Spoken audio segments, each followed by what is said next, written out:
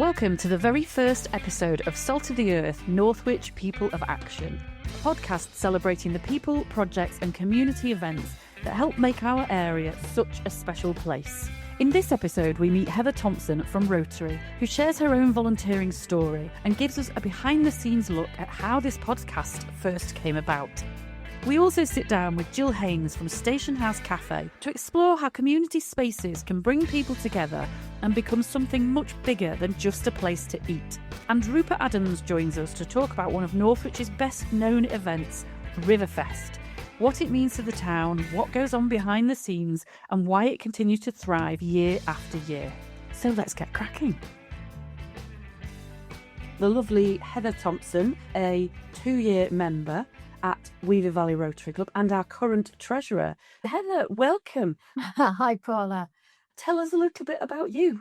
I'm a retired person. I gave up work a few years ago, but I've always been involved in voluntary work. So I did actually do voluntary work with the Neighbourhood Watch Association in Cheshire before I retired, thinking that when I did eventually stop work, I would be able to easily do more of something rather than struggle with not having a focus and a purpose. So I've always been interested in community and volunteering, and I've done various bits and pieces before I stopped working. And then Rotary came along because my neighbour, Helen, invited me along to one of your new member evenings. That's how it started. I feel like we should point out that you retired earlier than most. Here's people are thinking, oh, she sounds lovely, mid-70s, nice and sedate. I think it's best to say you're nowhere near that, are you, Heather? Not yet, no. No, I'm in my early 60s. So what tempted you to come along to the meeting? Was there something in particular that Helen said, or was it how she described it? Definitely. She described it as very relaxed, meet in a pub, and that it's very informal. That's really all I knew, because I didn't actually know a great deal about Rotary. Hadn't really thought about it and was, like I say, not very knowledgeable at all about Rotary before I came along to that first meeting. Can you remember whether you'd heard of Rotary? Did you have any ideas about it?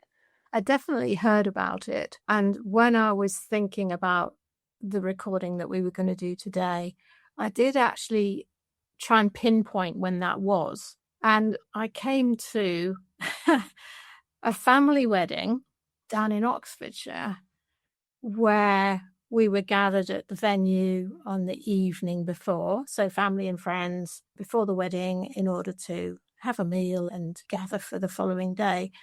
And we were a big group in the restaurant, enjoying a meal and a chat. And I remember another group coming in at the other side of the restaurant. It was a group of men, all seemed quite smartly dressed. And they sat down and had a meal.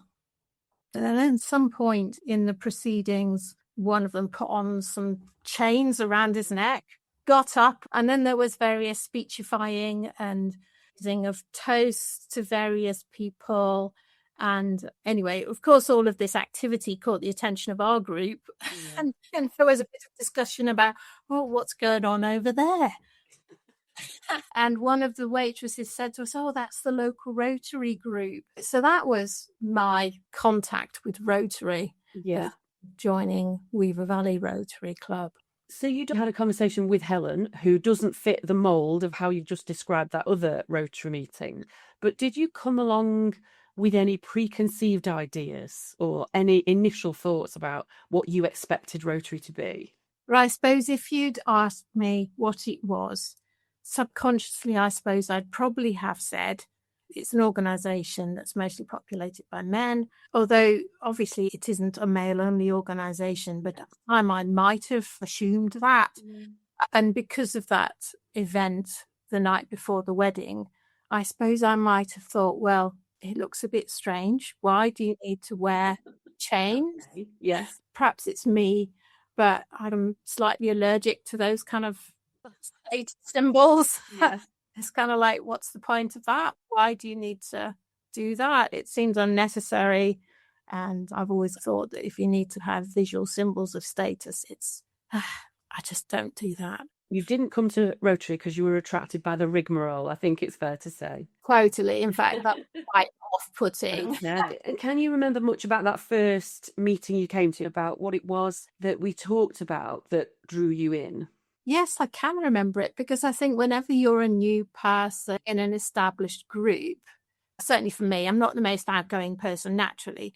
And so it's a little bit stressful, I suppose, because you're the new person, you don't know what it's going to be like, you don't know what's going to happen. But I have to say, it was really welcoming and it was lovely. And I had a really good evening. When I arrived, got some drinks, and there was a group of people who were a mix of existing members. Yeah. And some people from some of the local causes, charities that Weaver Valley Rotary had supported in the past. And we just got chatting informally. And then later there was a little agenda which involved the current president at the time, who was Sally, standing up and talking a little bit about Rotary and why she'd got involved. And then there were some short talks by some of the people who had been involved in projects that the group had done. So there was talk about the dementia-friendly cafe that Sally had been closely involved with. And there was also some mention of the Station House Cafe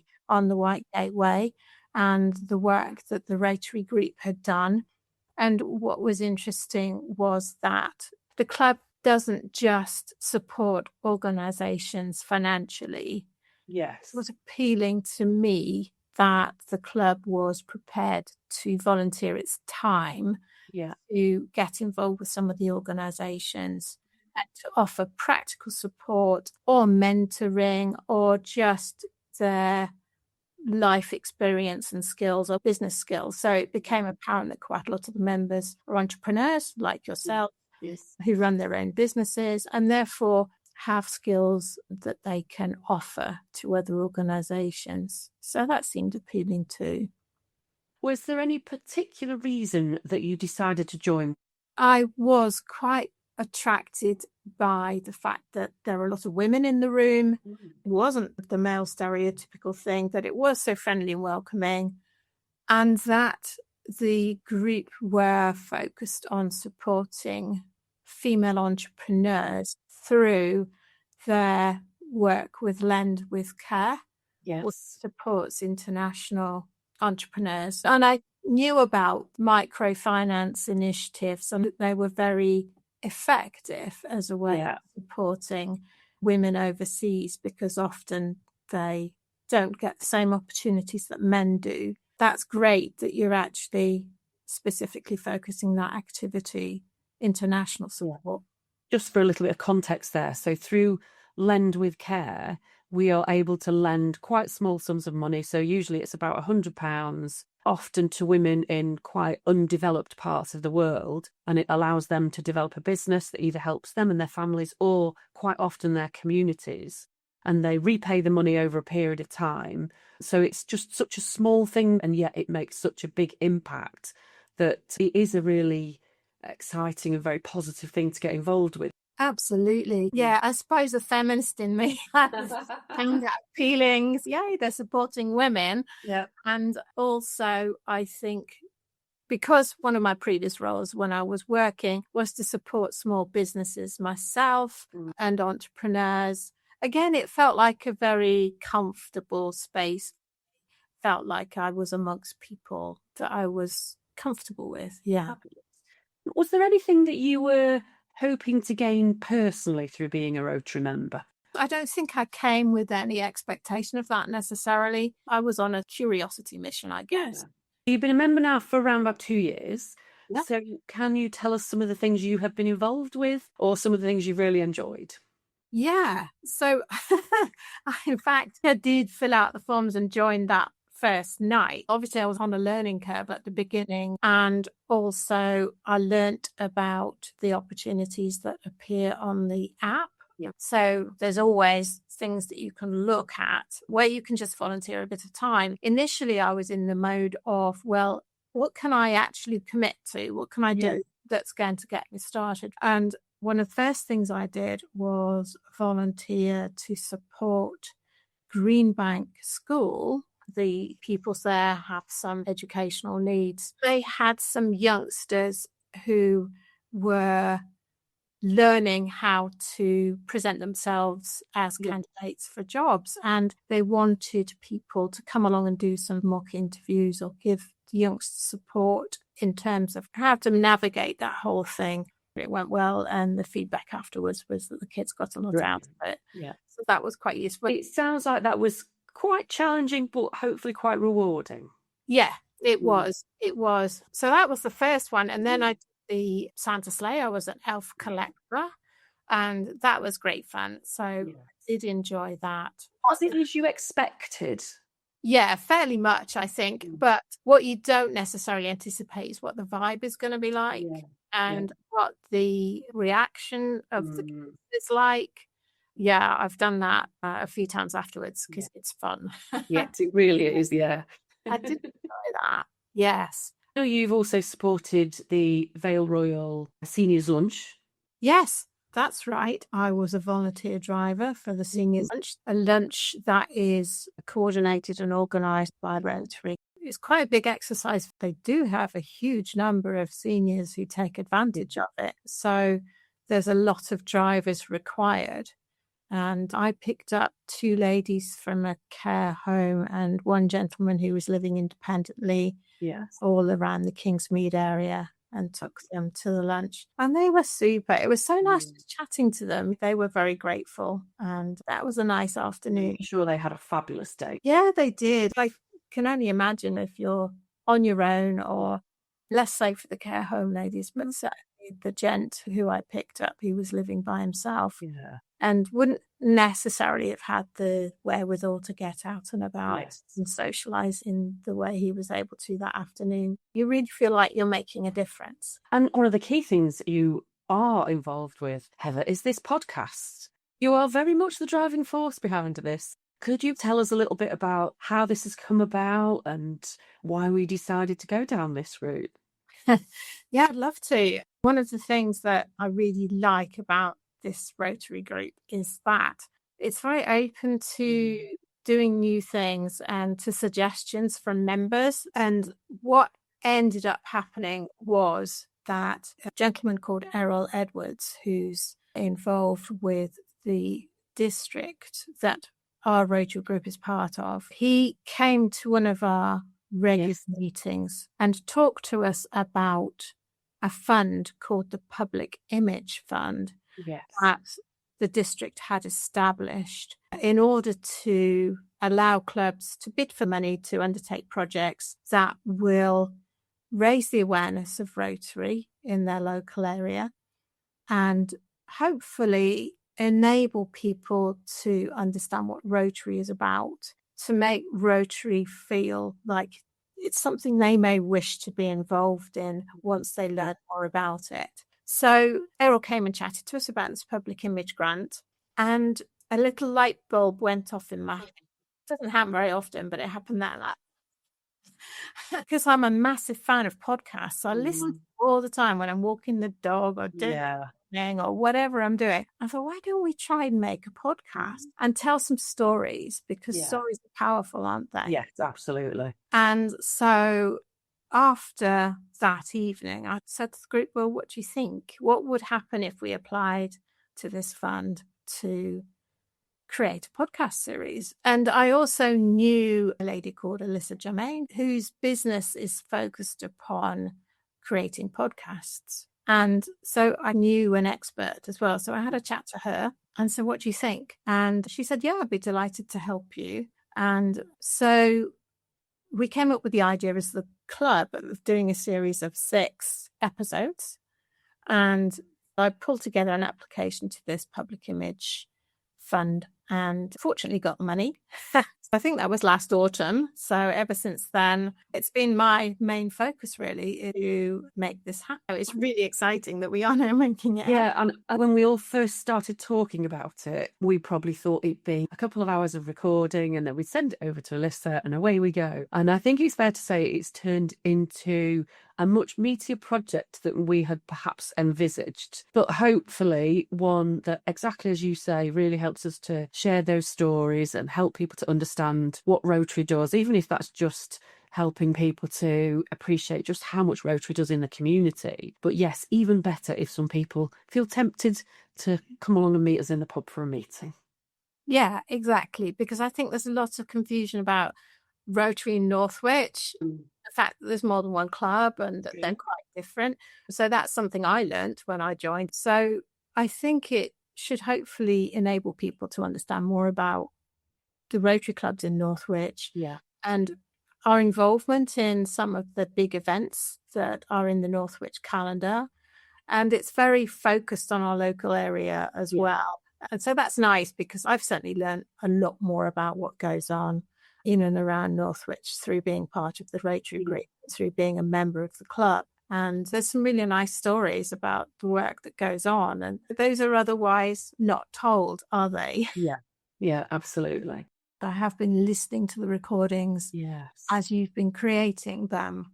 And I have to say, it's been really inspiring to hear some of the stories because it's provided a space for you to talk to people, which is different from our normal club nights. So there's been a lot that I've learned that people have talked about that hasn't come out otherwise. So I think it's really helped me to understand the club better and to understand current members better and to understand what we've contributed and the impact we've made better.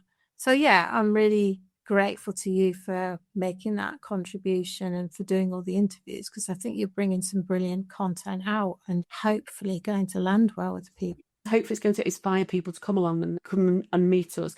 You've been a member for a couple of years, but you have now found yourself in the role of treasurer. Can you tell us, what does it mean? How does the role work? And how nervous were you about taking that on? I wasn't super nervous because I've been a signatory on the bank account for the Neighbourhood Watch Association for some time. And I knew that it wasn't that demanding in the sense that there's dozens of transactions going through the account every week. So it's fairly light touch. And I think it's been something that I can contribute and also contribute in my own time. So I've got flexibility about how I spend my time. So it's something I can do for the club. I can do as and when I want to do it. Thinking about the treasurer role, but I guess the group in general, particularly focusing on Weaver Valley Group, how would you describe things in the way of things like rules and protocols? There aren't many. Which I like because I think it's quite freeing. So as an example, it became clear to me quite early on that the informal atmosphere meant that people felt able to speak up and to suggest things and to put into the mix of the conversation or the discussion on a particular topic. And in particular, there was very much a willingness to embrace new ideas. And if someone comes along with a cause that they are passionate about and would like the group to consider supporting, then you can bring that into the club. And typically then the group learns about it, finds out what that organisation is, what they do, what they need. And it goes from there, really. But people aren't negative, they don't knock things down. And that's very nice. How would you describe the decision-making style and the formality of meetings at Weaver Valley? The meetings aren't formal. So often we do have an agenda that's sort of put together on WhatsApp, or we might have a speaker that we know is coming on a specific date. But often it is just, what do we need to talk about? Let's go down the rough agenda, or if we didn't manage to get one out, it's sort of like, well, what did we talk about last time? What do we need to update on? And then what else have we got to talk about? Anyone want to put anything in? I mean, if you really like structure and if you're into agendas and minutes and things, you get a bit frustrated because we don't really work with that level of documentation. But we do get stuff done. Yes, there are rules in place, but it's 95% conversation of getting things done and taking action and 5% rules. Yeah. Yeah.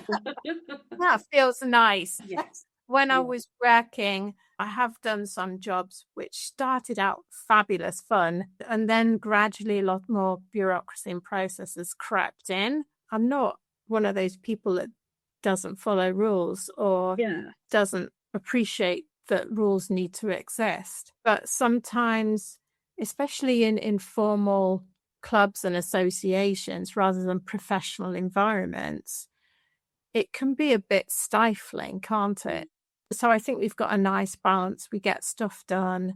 Yeah. Sometimes it takes a little bit longer than it might do because you haven't got people battering each other over the head. Have you done your actions? Have you done your actions? I don't think people want to be harangued all the time. We still do get this stuff done. Yeah.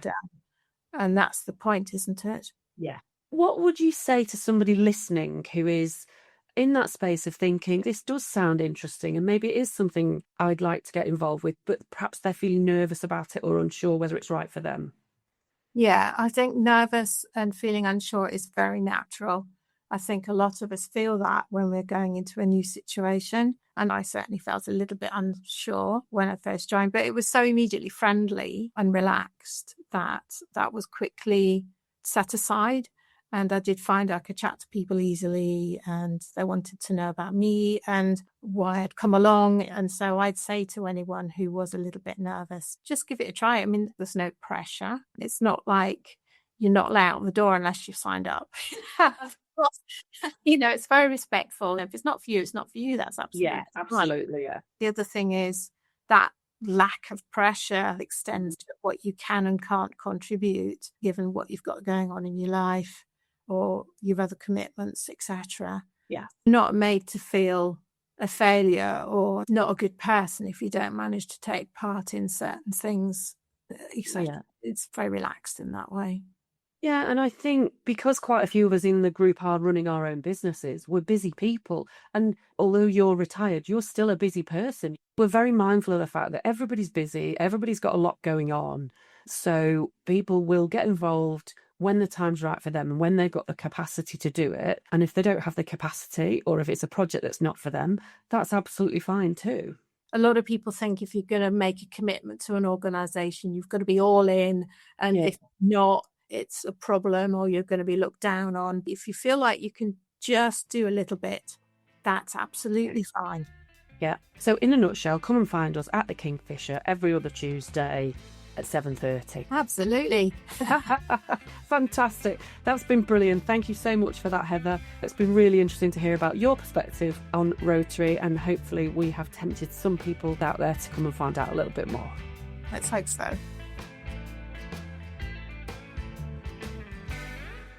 My next guest is the lovely Jill Haynes. She is the cafe supervisor and she works alongside the board at Station House Cafe in Whitegate. Jill, tell us about Station House Cafe. Initially, it was brought up in the neighbourhood plan in 2014, 2015 within the parish council that there was an empty building in the village and they didn't know what to do with it because the council had moved all the office staff out. It was agreed to do a pitch for people to get involved with a community cafe and shop. There was a donation from a local villager, initially a couple of £100, and all the villagers stripped the building. We put together a little group of volunteers. The council agreed to hand it over as a community asset transfer, bearing in mind it was a trial to see if it would work or not. Yeah. It was run by volunteer directors and volunteers from the local community. Within the first 12 months, it was a complete success. The shop didn't really work because of the opening times of the cafe. It was a bit restricted. If people wanted bread and milk, it was closed. So we tried it and that didn't work. So they just went completely with the cafe theme. Yeah. It started as a cafe to reduce isolation and well-being because there was a lot of local villagers who were lonely. And I think that's what came up in the parish council meeting. You did 3-hour shifts. You learned how to make teas, coffees, serve the tea and cake, a bit of cleaning, and just went from strength to strength. Then probably about 12 months later, I started as a volunteer and they asked me to get it going with a proper structure of shopping lists and stock and environmental health checks and things like that. So that's how it started. And then the ethos changed because we could see people vulnerable, and people would come in to us because they had a few hours spare because they'd retired or they'd lost somebody in the family. So we rolled with the idea of using it to help with children with special educational needs. So we got a lot of schools involved, and that was just amazing. We was involved with Green Bank and Oakland School, and that's evolved, and we're still doing that today. The programme has changed a little bit because we do need funding for things like that, but we're still rolling with that. But that's how it started, to try and reduce rural isolation, really. In case anybody's not familiar, tell us exactly where you are. And I think some people refer to you as Station House and some people refer to you as Whitegate Cafe. So just tell us a little bit about where you are and why we've got the confusion over the names. The cafe sits right in the middle of Whitegate Way, which is a rural walk from Winsford, where the salt mine is. And it's a 6-mile walk, and the cafe's right in the middle of it. It sits in the village of Whitegate in Marton, which is just like on the boundary. It's surrounded by beautiful countryside. It's accessible by car. It's not got any bush routes, so people cycle, walk. You can spend the day here. You can bring picnics around the lakes, and there's lots to do actually on Whitegate Way, so we just like fit in the middle of that. It's run by Whitegate Station Community Group, which is what it's known as. The volunteer board of directors run that, but the actual site itself is Station House Cafe, Whitegate. Is it in the old railway building? It's converted station master's house, so we've got old photographs around the building of the history, and we get people visiting, say when they were children, they moved out of the area and they come back and they can tell us stories about when the trains were on the line. There's a lot of history here. People say it's haunted as well, so we'll have to get the TV programmes in to come and assess for the paranormal. It always seems to have lots of plants and flowers out there, so it's always really scenic, and it's a great starting point or end point for walking, cycling, dog walks, all sorts of things like that. It is, yeah. We're getting more popular with horses as well. We've had a horse mount block fitted on the car park. Oh, okay. So people can park, and then obviously helps them to get on the horses. We do police surgeries where people can come along and chat to the police. That's like once a month. We're now a cycling cafe as well, so we've got a really posh tool station, so if the cyclists get a puncture, they know that they can head towards us. Fantastic. What kind of people would you say the cafe serves? And I think who you serve is on different levels, isn't it? So it's who are your customers, but then it's also who's involved as your volunteers and how does it help them? This is quite a big question. The customers are varied. We have cycling groups, walking groups. We have people who pull up with the horses and attach the horses to the fence and then come in for a takeout coffee. It's very varied, the people who actually come to visit. We have people who travel to us from quite local and further away as well, who enjoy the banter between the staff. It's an intergenerational mix of older people chatting to the teens that help us. They're able to showcase the cakes they've made and chat to the customers about, I made that, I've learned how to make a Victoria sponge cake. So there's people who come back as well, customers who come back to chat to the person that they've got to know on that specific day. But when that person's not in and they say, where is he? It's like, oh, he's had it on a day off. And it's sort of like, so the customers have built up a really good relationship, as well as people just passing by and visiting us for the first time. If somebody's listening and they've never heard of the cafe before and they're now thinking, I definitely need to go and visit, what kind of hours are you open and what kind of things do you sell there? We have a winter season and a summer season. The summer season is 10 till 3, Monday to Friday, 10 till 4, Saturday, Sunday. And then in the winter, which runs from October to March, it's just a standard 10 till 3 every day. Okay. We serve tea, coffee, hot chocolates. We do fresh cakes, homemade cakes. We do toasties, amazing soups. We make all our own soups. If you come and look on the specials board, there's about 7 or 8. Amazing. People are amazed when they walk in. It's like, oh, what's your special today? And we just say, there's the board. But it's all homemade delicious soups, sandwiches, scones. It's nothing fancy. We've tried fancy. We find people just want a bacon back or a sausage back and a sandwich and some salad. Perfect. Tell us a little bit about your volunteers, Jill, because the vast majority of everybody involved with the cafe are volunteers. And your board of directors are volunteers. Your team are all volunteers. Yes, so it starts at the top. We've got 6 volunteer directors, all with full-time jobs. They all bring something different to the table, and then it employs a few local ladies. We need to have somebody on shift every day to do the banking and the security of all the staff. The safeguarding is massive. Yeah. And then we have volunteers who do 2.5-hour shifts, 3-hour shifts. We have approximately 4 volunteers per shift. Okay. So it's usually a morning shift and an afternoon shift. Weekends, we do have a mixture of paid teens. Volunteers range from a young chap with us who's 18, and then we've got an elderly lady who's in her 80s. Oh, wow. So, and then we have Duke of Edinburgh volunteers at the weekend as well. Right. So there's a very mixed age range. It must take a lot of management, that, because you've got a lot of shifts going on every week then, lots of staff.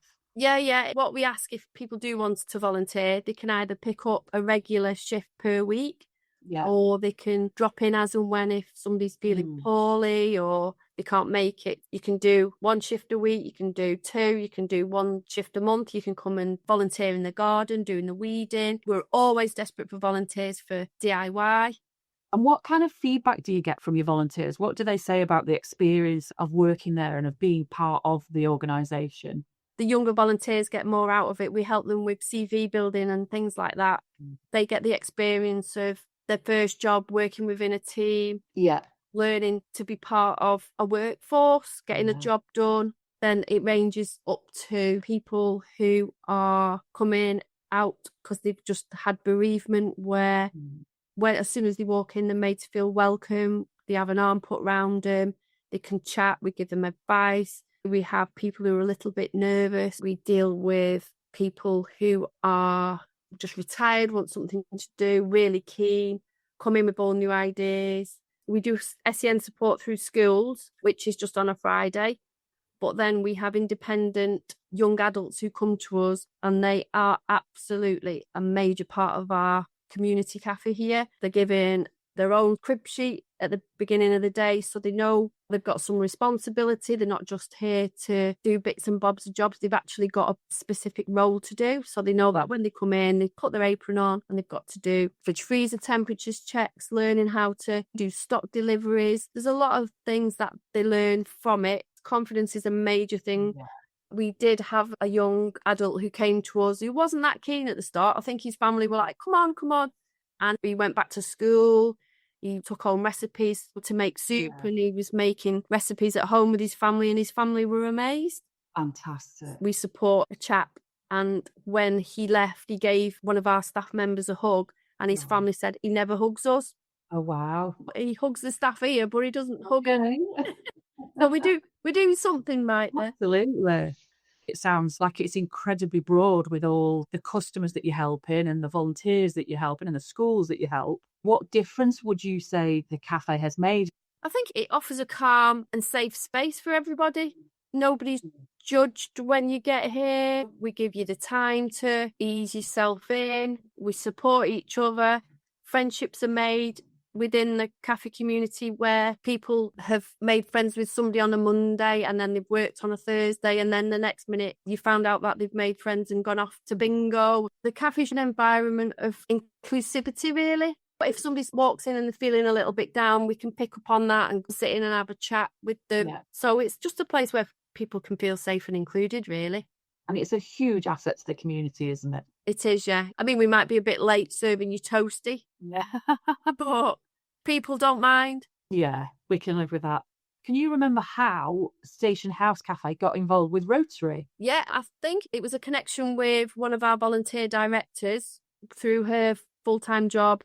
She had a connection with a lady in Rotary, and then the next minute everybody from Rotary was down, and I think there was an issue with one of the tables, and then somebody needed a sander or something, and then somebody from the Rotary made a call, and then somebody else just turned up and the job was done. That's how it started with Rotary. It was a connection through the volunteer director. I think somebody brought it to us as an idea, because usually at Weaver Valley we choose an organisation as our main partner for a year. And we chose Station House Cafe as our primary charity partner. And yes, I remember the first thing we did was turned up in all our old clothes and did a load of painting of the garden furniture, which I have to say, I absolutely loved. It was a great opportunity to get out, get some fresh air, get a bit of exercise, but actually know that we're helping the community and giving something back as well was fantastic.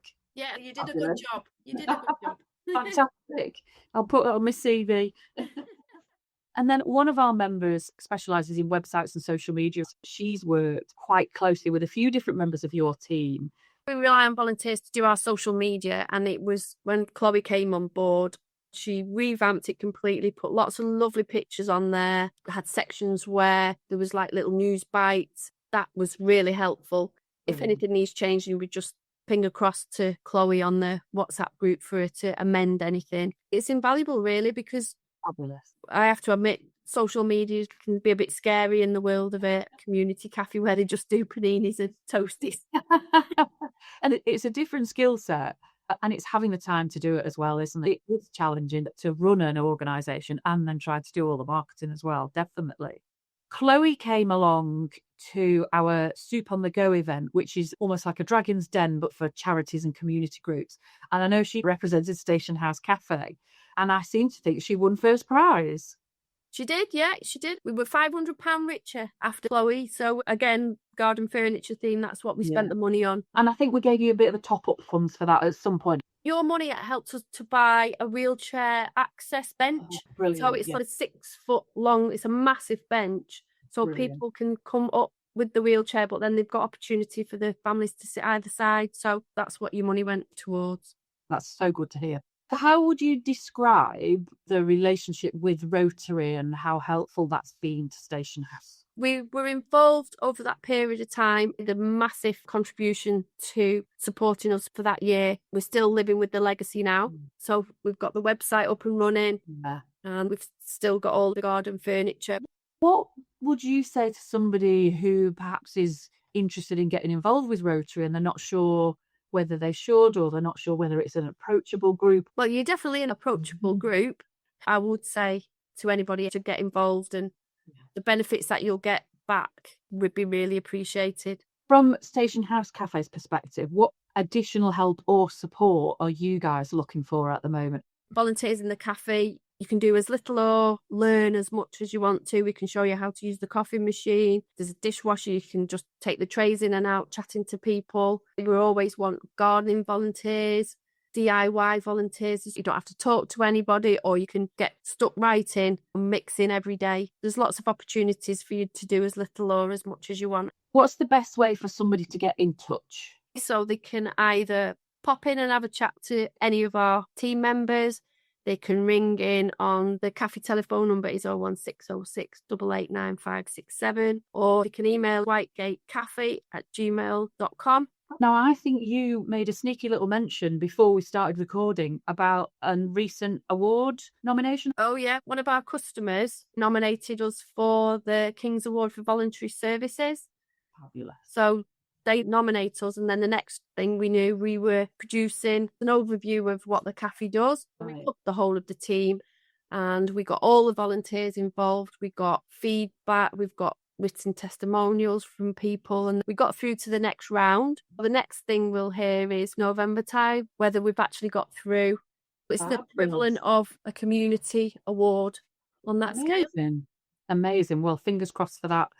Keep us informed. We will. We will.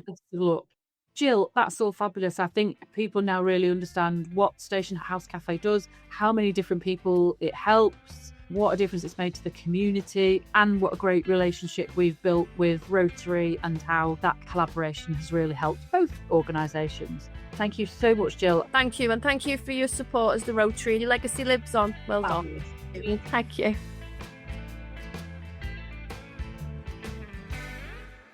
My next guest is Rupert Adams from Northwich Rotary. Rupert has been a Rotary member for around 14 years. He has been the president of Northwich Rotary. Rupert, welcome.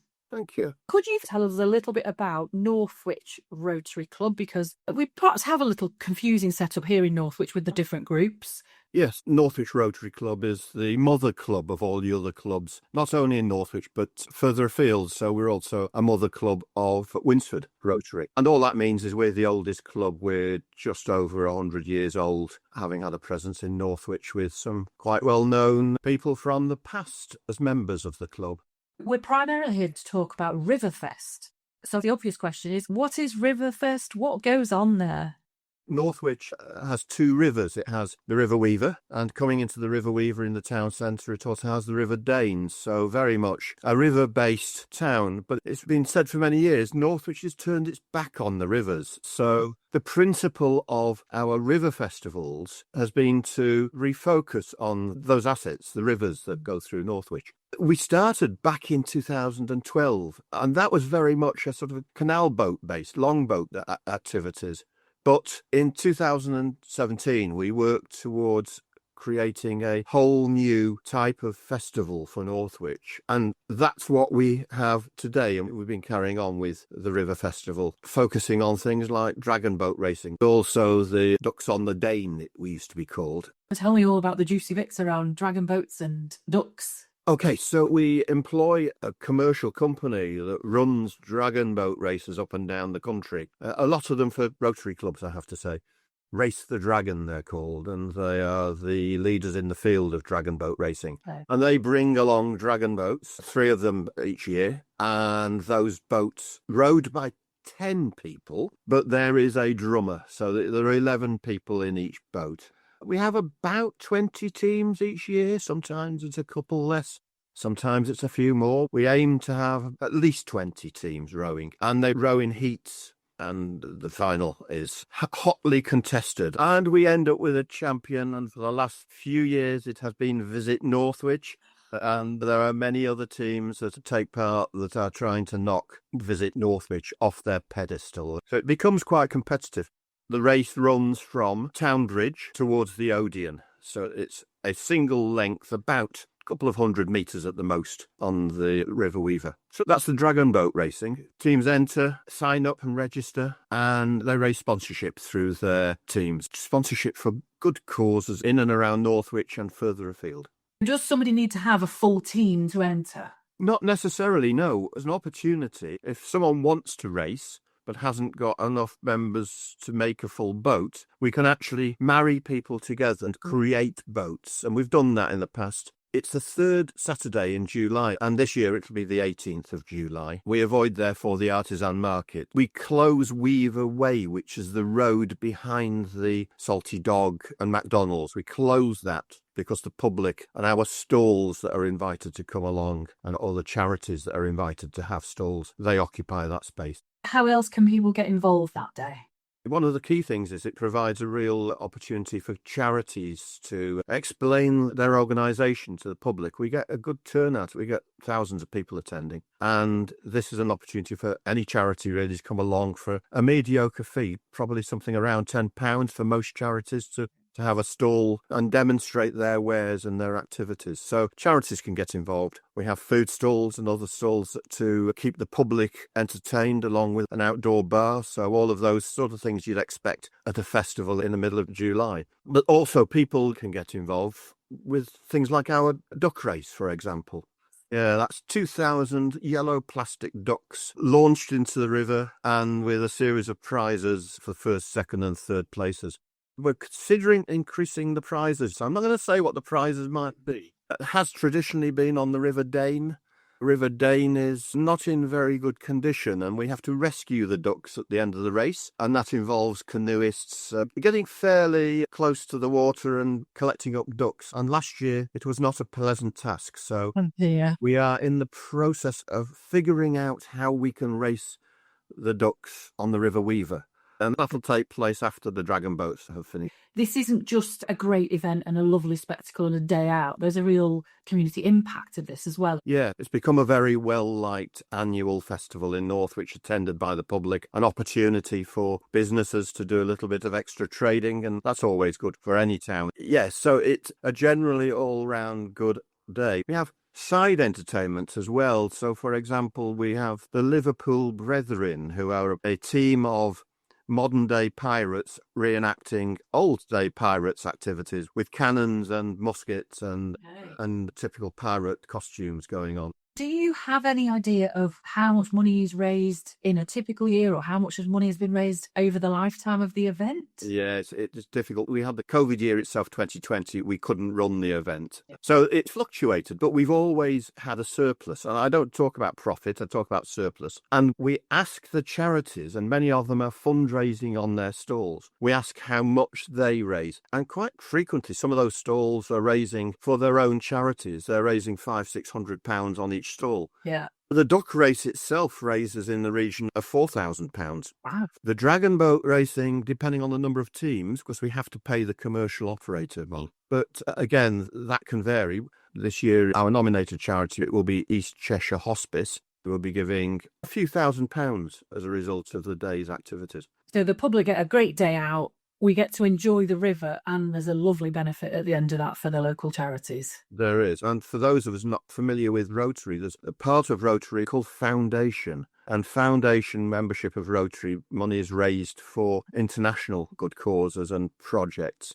So some of the money raised goes to that foundation. You mentioned it's East Cheshire Hospice this year. Could you give us other examples of what kind of organisations have benefited and how it's helped them? Yeah, Clatterbridge has benefited previously. So Clatterbridge, although outside the Northwich area, of course, it serves the residents of Northwich. Yes. In those desperate times of need. St. Luke's has been a regular beneficiary.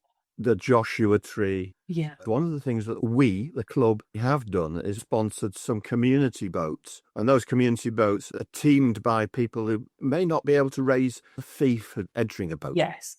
We've had Mid-Cheshire Hospital nurses. We've paid for their boat, and then they've raised thousands through their Mid-Cheshire Hospital Trust. Really? Because a couple of Rotary friends had family members who'd had brain tumours and had sadly passed away. We've had donations to the Brain Tumour Trust, and again, we've provided a boat for the Brain Tumour charity. So there are various ways that people can put in teams. Is this organised solely by Rotary? Is it organised in conjunction with any other bodies? So we have Northwich Rotary Club has been the lead for organising the event. There's all sorts of statutory things like applying for licences, road closures, the safety advisory group, fallout from the Manchester bombing, safety procedures that have to be followed. So all of those sort of things have to be done in Northwich Rotary Club. Take the lead on that. But it has to be said, we can't put on an event like this without the fantastic support we get through help from BID, Business Improvement District in Northwich, and the Town Council. And the three of us really form Visit Northwich. So whilst we're taking the lead, we get tremendous support and help from our partners. What sort of numbers do you need on the day for volunteers? We have been able to rationalise this. We used to have dozens and dozens and dozens of volunteers, but with a bit of rationalisation now, we can manage with at any one time. We need about a dozen volunteers. But, and there is a but, it's a long day because we're setting up from 8 o'clock in the morning, having the racing and taking down at 6 o'clock at night. There are shifts, really, so we need to ask our partners and friends of Rotary. We need to ask all of those individuals and organisations to help us with the event. We could have anything up to, I suppose, 40 volunteers, 50 volunteers through the day helping us. People look at the end event and think, oh, that's done, that was easy, wasn't it? Planning for this year's River Festival on the 18th of July started just before Christmas last year. Those licensing applications, the insurance requirements, booking first aid, booking security, all of those have to be done. Many of those things have already been done in advance of the day itself. I organise lots of events, not just Rotary events, but I organise lots of publicly attended events in and around Northwich. And they can take 6 months to get everything in place. It's no use leaving it to a few weeks beforehand. It's impossible to do. There's health and safety and risk assessments and insurance requirements. If you don't get them right, someone's going to say no. And the police can say no. The Highways Authority can say no. And in this case, the Canal and River Trust can say no because the River Weaver, unusually for a river, is a navigation. And we have to get permissions and we have to pay the Canal and River Trust to put an event on their river. What kind of feedback do you normally get from the public who come along? I don't think we've ever had a bad... It's always been positive. People sharing photographs with us, drone footage, all of that sort of stuff. As far as competitors are concerned and stall holders, almost immediately after the event, sometimes even during the event, they're saying, when's next year's? We need to save the date. When's the date? So it's an event that's well anticipated amongst the public. Brilliant. It's an event that's very secure for the future. Yeah. But what we need is Rotarians. Yes. What would a new member look like to you? I think we've seen the demise of the businessman in the suit. Thank goodness. We're still looking for people who are adults. Yes. We have the Rotaract Club for absolutely. Younger people. I don't see that there is a typical Rotarian, other than someone who is enthusiastic and willing to get their hands dirty. Yes. Say what they think and act on it. And if they could do those sort of things, anyone can become a Rotarian, in my view. Yeah. Somebody who wants to make a difference in their community. Perhaps they've got a bit of time for volunteering, but they've got a voice. Perhaps they've got some organisational skills, but they don't need to be a certain age or demographic or anything like that. No. Our simple advice to anybody is come along to the Rotary meetings. If you want these events to continue, come along and be part of it. Yeah, and I wouldn't even say that people need to have core skills, because Rotary helps develop core skills. The members help those who want to develop their core skills. What would you say to somebody listening thinking, I'm not sure it's for me, I'm intrigued, I hope the events continue, but I'm not sure about it? Come to a meeting, come along to events. There's litter picking that goes on. There's all sorts of things that people can latch on to. Let me get the plug in for Swimathon. A Swimathon is a fun, non-competitive, unless you want to be competitive, relay swimming at Brio Leisure Centre, which this year will be the 21st and 22nd of June. There are 3 sessions each evening between 4 and 7. And the idea is to swim for 55 minutes as part of a team. There's no entry cost for it. Right. Get a team together, seek sponsorship. And we look at teams of about 6. The event raises about £10,000 for charity. Amazing. And I think it's really insightful for people to understand just how much money goes to local charities through events like that. And hopefully we might tempt a few people to come along and see us at some of our Rotary meetings and get involved themselves. Yeah, let's hope so. Start to understand and learn what Rotary is about and what being a contributor to the community is about. Thank you, Rupert. Thank you very much, Paula. Thank you. We really hope you've enjoyed this episode and hearing the stories of the people, projects and volunteers who help make our area such a special place. We'd love to think it might even inspire you to get more involved in your own community, whether that's through volunteering, supporting a local project, or perhaps even becoming a Rotary member yourself. You'll find links alongside this episode to all the organisations and events we've featured today, so you can find out more or get involved with any that particularly interest you. If you've enjoyed listening, please follow the podcast and leave us a rating or review. It really helps more people to discover these local stories. And if you know somebody else who'd enjoy this podcast, we'd love you to share it with them too. If you'd like to find out more about Weaver Valley Rotary or come along to one of our meetings, you would be very welcome. And you can find all the details at www.weavervalleyrotary.org. Thank you so much for listening.